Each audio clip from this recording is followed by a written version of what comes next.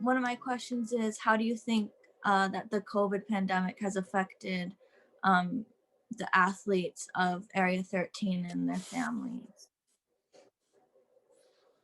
Well, if it's affected them just like it's affected us, they want to know when we're going to get back to normal. Mhm. They miss their friends. They miss participating in sports. They miss being able to go out and do something. When are we going to be able to go again? Nick, that I had dinner with tonight, that's what his constant thing is.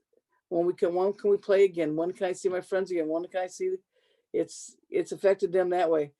The Mhm. morale is down there. They're sad about it, Mhm. just like I miss it. Um, it's like and I don't, I've told people I feel like I've failed because I don't know how else I can do it, Yeah. you know, to get people involved. But, they've got so many things we have to follow now, as Mhm. well as, we have to, and that includes following state regulations. It follows international now, because they're telling us what we have to do. Mhm. So, you know, I just think for our athletes, they've been very sad over it. Let's put it that way. Mhm. They have not been able to compete and do what they have done for the last how many years. Yeah. Special Olympics itself is over 50 years old. Um, Mhm. we had our 50th anniversary, I think, about 2 or 3 years ago. So it's not like it's here to stay. Right. So My does that next help? question is, Okay. yeah, that helps a lot. Okay. Um, where does most of your funding come from? Mostly, it's mostly from community, from our own community. Number one. Mhm. And then it's basically setting up. For example, we have a golf outing that we get a lot. That does very well every year. Um, when the crim is on, this the crim helps us still in regards to we have the Lois Craig the night before, and I have Mhm. crim teams that will sponsor athletes and they'll raise money for our athletes that way. We have the polar plunge, for example, that's going on right now, and the virtual stuff with that. Um, so we've had pop can drives, or returnables type drives. So basically, it's grassroots fundraising. Mhm. And I don't want to take that away from. We have we also have the Knights of Columbus, our area Knights of Columbus. We're very fortunate that way. A Mhm. lot of them support us. Like the Davidson one, the Flushing one, the Gaines Knights of Columbus. A lot of places that way fundraise. And for better or worse, I'll once in a while we'll have people that they'll designate as their memorial when they die. That this is what Okay. this is where we'd like our money to go.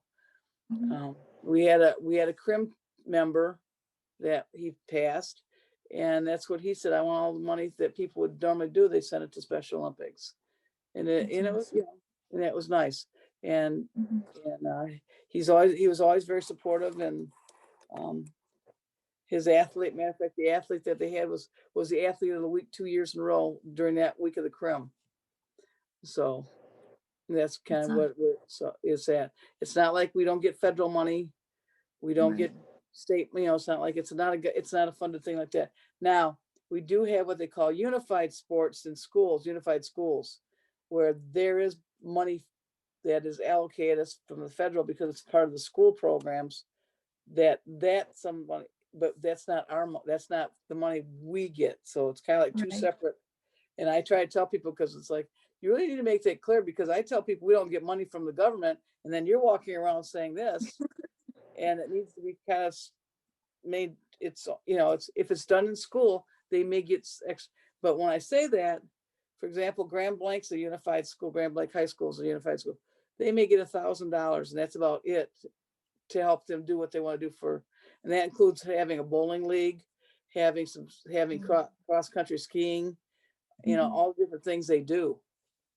So it's not, and that's the reason why for me, in my area, in a lot of areas, they won't help. The areas don't have the money or the resources to help. Yeah. I'm more like, what do you need? Yeah, I don't care about the $1,000. It's great. Use your $1,000, but don't.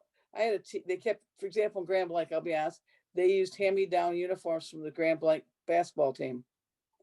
Well, you had this style, you had this style. Yeah, they were all black and white. They were all the same colors, but they weren't, and the numbers are coming off, and your same Yeah. team, you may have two different types of jerseys with the same number.